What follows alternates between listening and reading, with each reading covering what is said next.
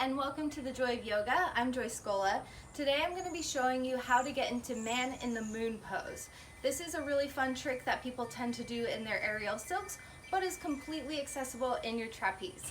So let's go ahead and get started by sitting in the fabric of our hammock like I showed in the first video. Hop in, taking the hands right around the fabric just above the hips. I'm going to rock back with my legs nice and wide. Make sure that the straps are out of the way. I'm then going to reach one leg across both straps and hook.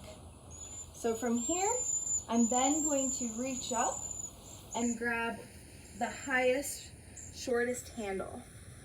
Once I'm here, I'm then going to extend my legs straight, squeezing my legs together, and then reaching out with that top arm. Beautiful.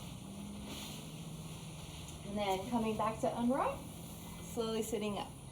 Thank you for following along. I hope that made sense for you. Please be sure to leave any comments, questions, or requests below. Happy hanging.